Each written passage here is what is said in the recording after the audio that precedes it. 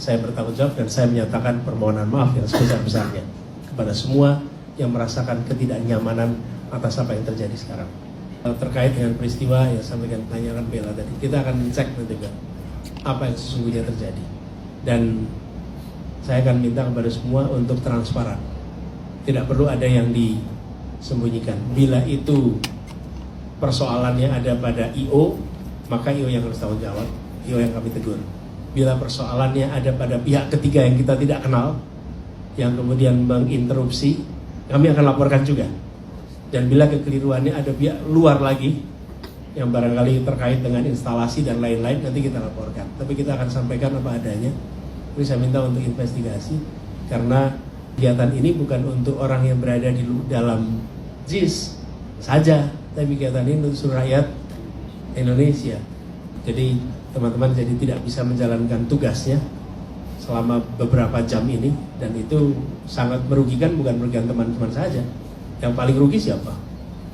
Yang paling rugi yang duduk di depan sini, bukan Anda. Selamat sore para netizen dimanapun kita berada, salam inspirasi bagi kita semua. Ini menarik begitu kan, susah sinyal saat kampanye Akbar Amin di JIS. Anies, kami harus investigasi, betul begitu kan, kami merasakan itu. Kami datang ya jam 3 pagi ya, sampai jam 6 ya, nyampainya ke JIS jam 6 begitu kan ya, karena berdesak-desakan berapa jam di situ begitu.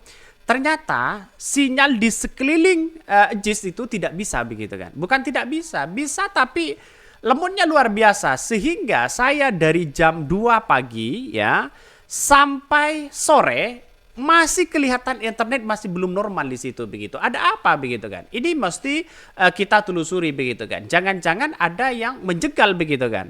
Jadi saya kira ada sesuatu yang kemudian agak aneh begitu kan ya.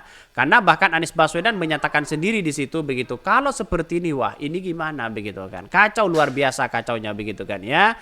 Jadi masyarakat harus bisa mengantisipasi begitu kan ya. Karena mungkin satu sisi ada kegagalan yang kemudian ya seolah-olah bisa mengatur sana sini, bisa saja terjadi begitu kan. Dalam artian bisa dicegal dengan acara-acara Anies semeriah itu begitu. Masa live itu tidak bisa sama sekali? Kok bisa begitu kan? Jadi artinya apa? Artinya ada penjegalan-penjegalan. Diduga seperti itu begitu. Lihat saja Anies Baswedan memberikan klarifikasi ya kepada publik bahwa minta maaf sebesar-besarnya. Masyarakat tidak bisa live ya. Kok bisa begitu kan ya? Dipreteli seperti itu kok bisa? Ada apa begitu kan?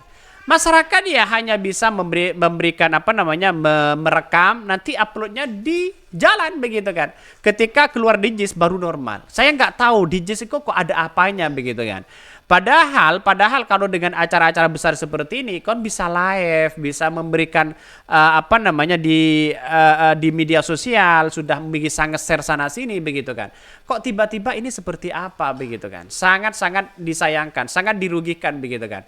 Bahkan Caimin tampak mulai agak kesal begitu karena yang dilakukan itu aja mereka begitu. Jadi sangat-sangat disayangkan.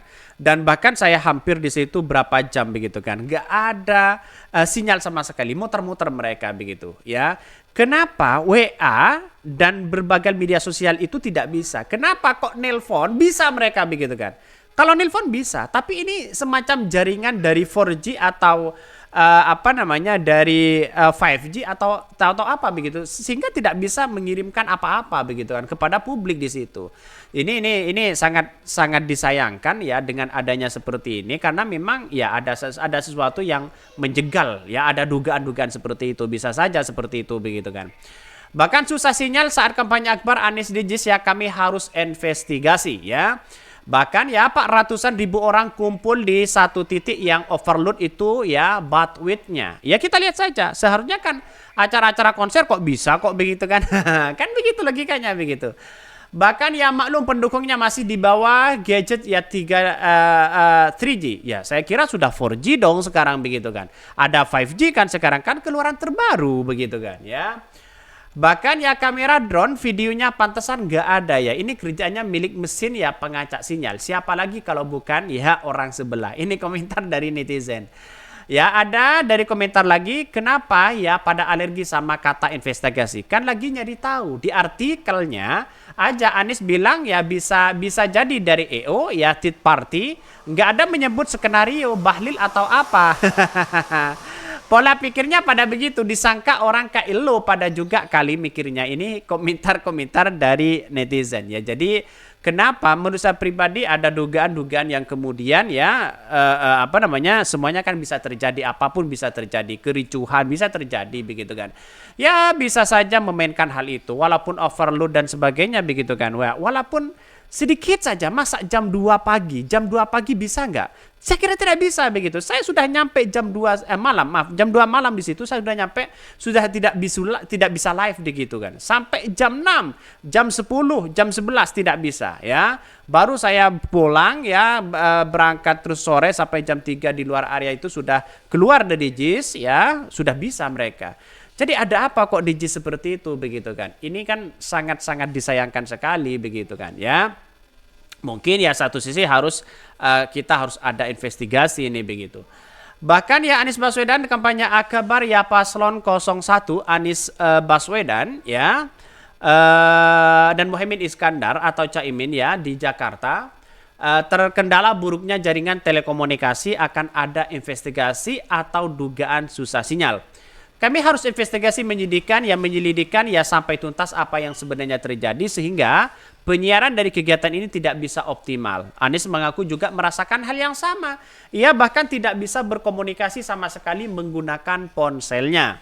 Saya pun tidak bisa berkomunikasi sama sekali dan kami ingin tahu melakukan investigasi dan kami akan melaporkan hasilnya kepada teman-teman semua. Ya, ini harus ada investigasi di situ begitu kan. Artinya apa? Artinya masyarakat bisa melihat seperti apa suasana sinyalnya kok begitu masyarakat ingin memposting tidak bisa dan sebagainya begitu kan.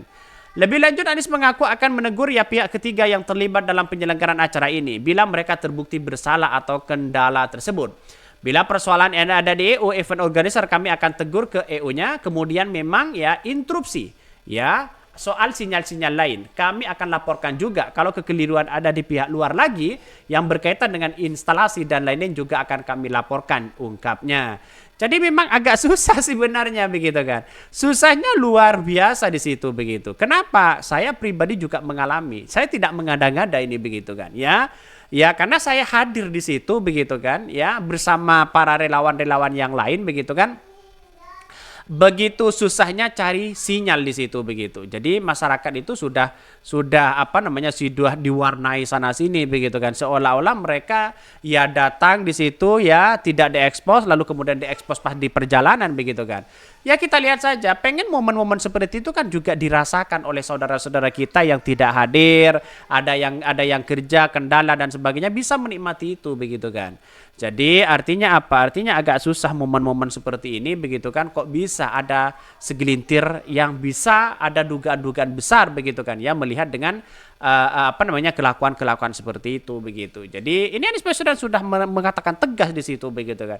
Ya, kalau ada dari hasil investigasi nanti ada hasilnya kita lihat saja mereka bagaimana begitu. Kira-kira seperti itu begitu kan. Jadi sampai hari ini begitu hasil investasi masih belum keluar apa yang sebenarnya terjadi, ini masih ditelusuri begitu kan ya. Karena nampaknya di situ wah ya agak-agak susah cari sinyal di situ. Bahkan di luar area pun begitu kan masih ya nuansa jauh ya, baru nanti nyampe ke tol begitu kan baru bisa mereka. Saya nggak tahu ini gimana konsepnya kok bisa begitu, ada dugaan-dugaan apa sebenarnya begitu kan ya.